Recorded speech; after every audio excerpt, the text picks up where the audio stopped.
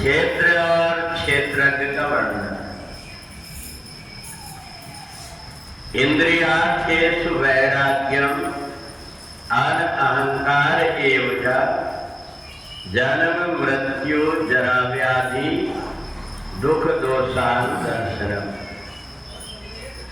भगवान ने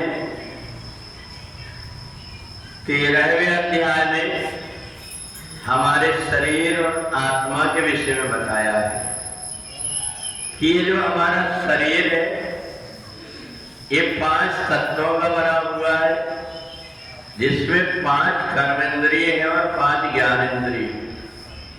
इन ज्ञानेंद्रियों और कर्मेंद्रियों के द्वारा व्यक्ति अच्छे और बुरे कर्म को करता है।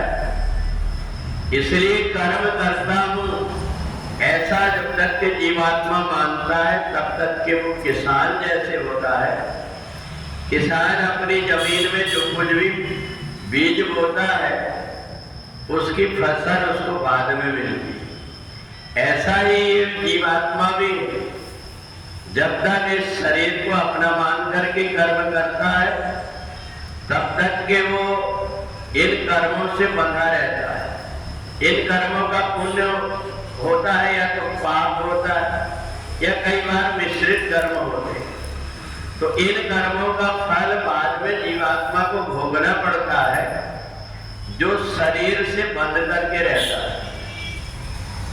परंतु जो शरीर के रहते हुए गुणातीत हो जाता है कि कर्म करने वाला मैं नहीं हूं, प्रकृति शरीर के द्वारा कर्म करा रही है ऐसा मानकर के दृष्टा मात्र बन करके जो देखता है वो इंद्रियों के बंधन से मुक्त हो जाता है। और इंद्रियां जो कुछ भी कर्म करती है मरने के बाद शरीर यही जला दिया जाता है।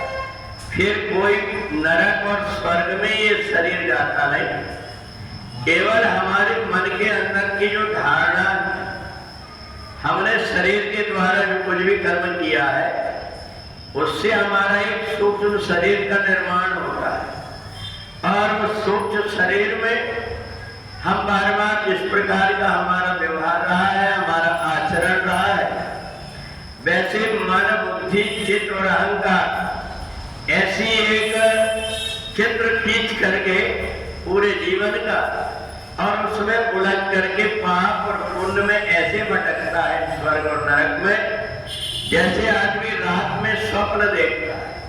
स्वप्न सत्य नहीं होता, परंतु जब तक जगता नहीं तब तक के स्वप्न सच्चाई उसको लगता है।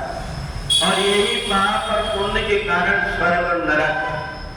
ये जीवात्मा शरीर छोड़ करके जैसे पानी में रखा हुआ मटका, कोई नदी में हम मटका को रख दें और मटका में भी जल भर ले तो जैसे मटका को फोड़े वो जल जाकर के नीचे जो नदी का जल है उसमें मिल जाता है।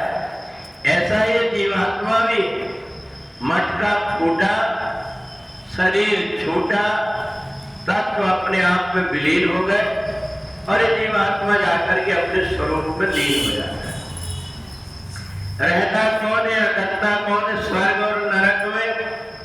बोले जैसे अगर कहीं पानी गिरा हुआ हो और कोई गड्ढा हो, गड्ढे में पानी भर जाता है तो वह गड्ढे में पड़ा हुआ पानी धीरे धीरे करके सूखते रहता है। ऐसा ही जो जीवात्मा इंद्रियों के द्वारा जिसकी कहीं आत्मा अटकी हुई है या जिसको ऐसा लगता है कि मेरे जीवन में मैं ये नहीं कर पाया, बार बार उसका चिंतन करता है, याद करता है, तो उसी के अनुरूप वो जैसे स्वप्न देखता है वैसे जाकर के जीवात्मा फिर से बिना शरीर के इधर उधर भटकते रहता है। इसलिए उसको प्रेत बोलते हैं क्योंकि उसकी आत्मा संतुष्ट नहीं है। वो जहां तहां भटकते रहता है, शरीर होता नहीं, भूख लगती है, प्यास लगती है पर खा नहीं पाता। जैसे स्वप्न में व्यक्ति केवल पड़ा पड़ा देखते रहता है, ऐसा ही मरने के बाद में भी जिसकी आत्मा संतुष्ट नहीं हुई है, जिसने जीते जी परमात्मा को अपने आप को समर्पित नहीं किया है, उसको मरने के बाद में इधर उधर भटकना पड़ता है। तो इस प्रकार से हम सभी क्षेत्र और क्षेत्रक से, शरीर से और आत्मा से मिलकर के कर्म करते हैं। इन कर्मों में जो व्यक्ति उलझता नहीं, वो जन्म और मरण के चक्कर से छूट जाता है। कुछ ऐसे समय